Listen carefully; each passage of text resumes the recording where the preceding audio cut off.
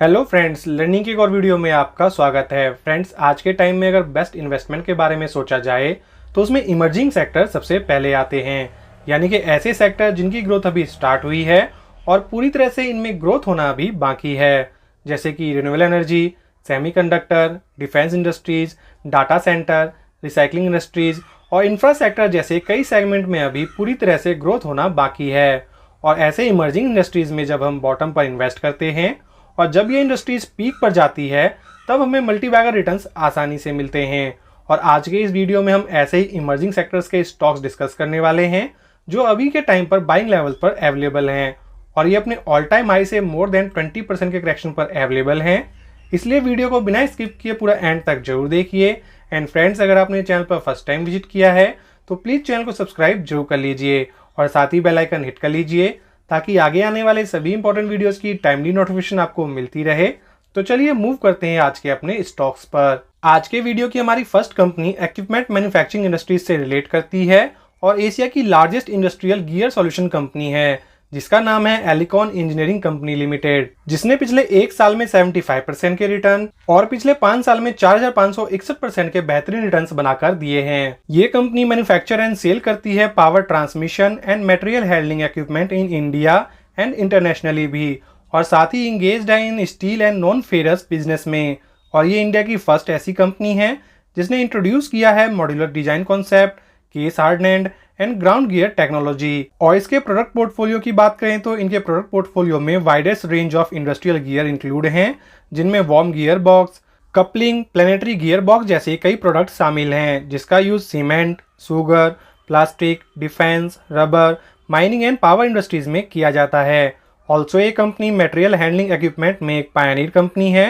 And सबसे important point ये कि इंडिया की ओनली एक ऐसी कंपनी है जिसके पास कैपेबिलिटी है मैन्युफैक्चरिंग करने की कॉम्प्लेक्स गियर बॉक्स का फॉर इंडियन नेवी। इसके अलावा कंपनी का ऑर्डर बुक भी काफी स्ट्रांग है। गियर डिवीजन में इसके पास 598 करोड़ के ऑर्डर हैं और मटेरियल हैंडलिंग इक्विपमेंट में इसके पास 349 करोड़ के ऑर्डर बुक हैं एज ऑन 30 जून 2024।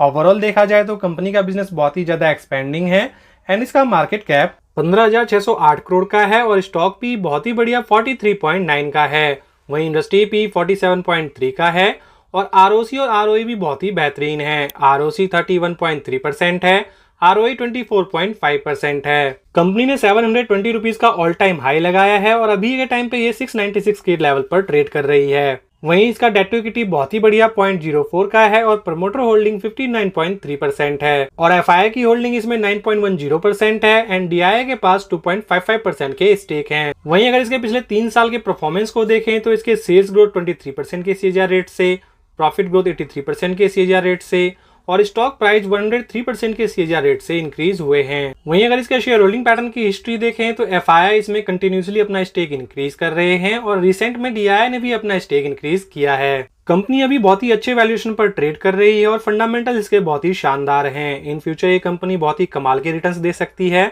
इसलिए हमें इसे डीपली एनालाइज जरूर करना चाहिए। फ्रेंड्स, आज के वीडियो की हमारी सेकंड कंपनी रिसाइकलिंग इंडस्ट्रीज से रिलेट करती है और ये कंपनी टायर्स की रिसाइकलिंग में इंगेज्ड है। और अगर आज के टाइम में मार्केट में देखा जाए तो चाहे वो इलेक्ट्रिक व्हीकल हो या फिर कमर्शियल व्हीकल या फिर किसी भी टाइप के व्हीकल हो, हर एक व्हीकल्स में टायर की रिक्वायरमेंट तो होती ही है और उनकी लाइफ भी ज़्यादा नहीं होती, इसलिए टायर की रिसाइकलिंग होना बहुत ही इंपॉर्टेंट है।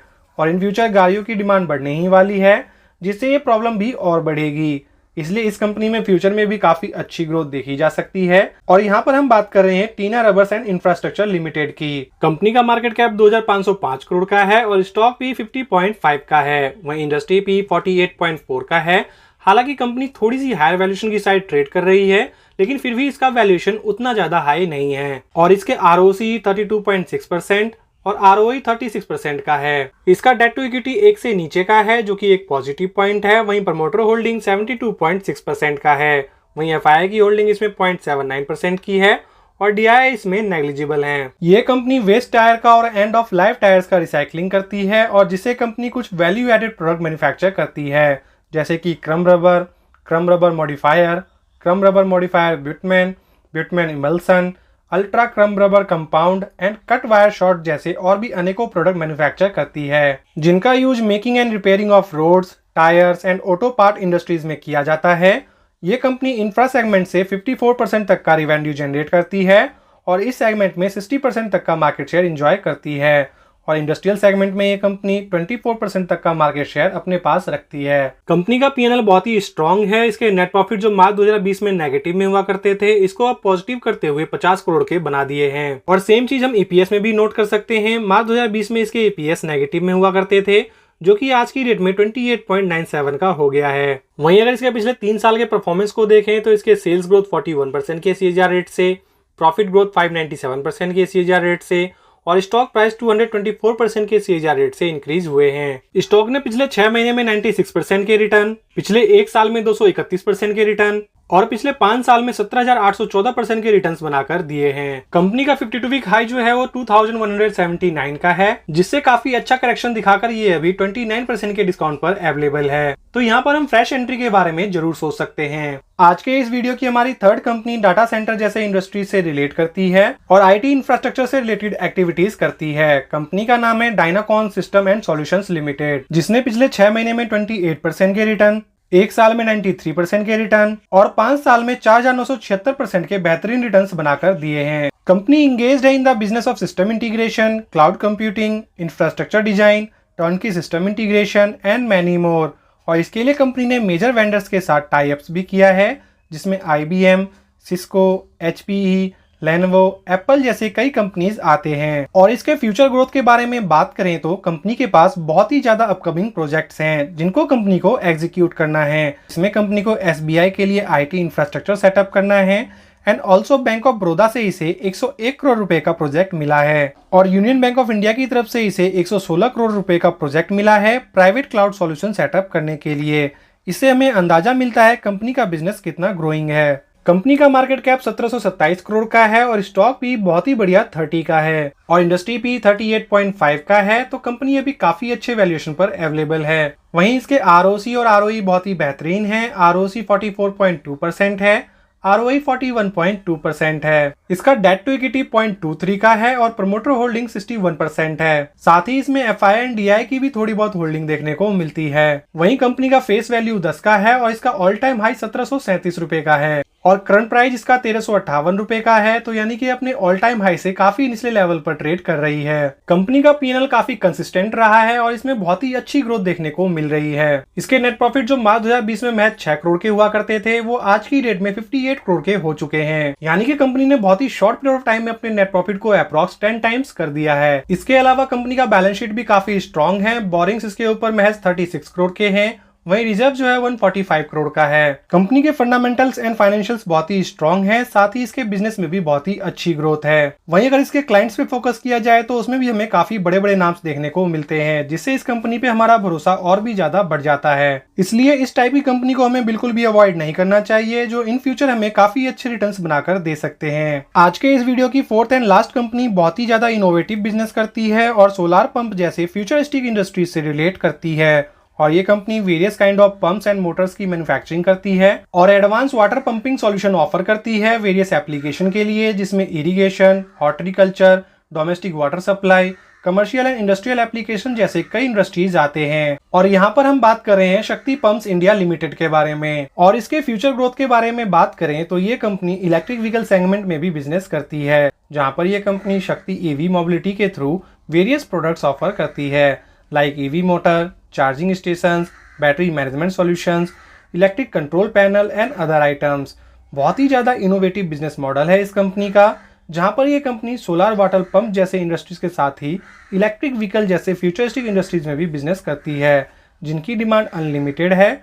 इसलिए ऐसी कंपनीज को हमें बिल्कुल भी अवॉइड नहीं करना चाहिए। वहीं अगर इसके बाकी के पैरामीटर्स देखें तो वो भी काफ़ी शानदार हैं। मार्केट कैप इसका 9,488 करोड़ का है और स्टॉक भी 40.7 का है, जो कि इसके इंडस्ट्री पी से नीचे है। और इसके ROC और ROE एक्सीलेंट हैं। ROC 31.4% है, ROE 24.2% है। वहीं इसके सेल्स ग्रोथ और प्रॉफिट ग्रोथ पे भी नजर डालें तो वो भी काफी ट्रिमेंडस हैं। इसके सेल्स ग्रोथ 121% और प्रॉफिट ग्रोथ 1323% के हैं। वहीं अगर इसके इस साल के परफॉर्मेंस को देखें तो इसके सेल्स ग्रोथ 121% के CAGR रेट से, प्रॉफिट ग्रोथ 1323% के CAGR रेट से और स्टॉक प्राइस 424% के CAGR रेट से इंक्रीज हुए हैं। वहीं अगर इसके बैलेंस शीट पे भी नजर डालें तो वो भी काफी ज्यादा इंप्रेसिव है। इसके बोरिंग्स महज 85 करोड़ के हैं और रिजर्व कंपनी कंटिन्यूसली ग्रो करके 736 करोड़ का कर चुकी है। वहीं इसके शेयर होल्डिंग पैटर्न भी वेल बैलेंस्ड हैं। प्रमोटर के पास 51.57% के स्टेक है, FII के पास 2.32% के स्टेक और DII के पास 6.85% के स्टेक हैं। और जब से गवर्नमेंट का फोकस सोलर इंडस्ट्रीज पे हुआ है तो ऐसी कंपनियों को जबरदस्त प्रॉफिट हुआ है, जो कि हम इसके रिसेंट के नेट प्रॉफिट में भी देख सकते हैं। वैसे तो स्टॉक ने अपने बॉटम से काफी अच्छा रिकवर कर लिया है, लेकिन अभी भी ये बहुत ही अच्छे वैल्यूएशन पर अवेलेबल है, तो इस लेवल पे भी हम छोटी क्वांटिटी के साथ शुरुआत कर सकते हैं। और इन फ्यूचर जब इसके फंडामेंटल एंड फाइनेंशियल्स और भी ज्यादा स्ट्रॉन्ग हो जाए या फिर कंपनी और भी ज्यादा करेक्शन दिखाए तो उस टाइम पे हम इसको और भी ज्यादा एक्यूमुलेट करके चल सकते हैं। फ्रेंड्स, ये सारे स्टॉक्स इमर्जिंग सेक्टर से बिलोंग करते हैं जिनमें अभी काफी ग्रोथ होना बाकी है, इसलिए फ्यूचर इन्वेस्टमेंट के लिए ये बेस्ट पिक साबित हो सकते हैं। एंड फ्रेंड्स, आपकी इन स्टॉक्स के बारे में क्या राय है, कमेंट कर जरूर बताएं। वीडियो को लाइक एंड चैनल को सब्सक्राइब जरूर करें। Thank you for watching this video.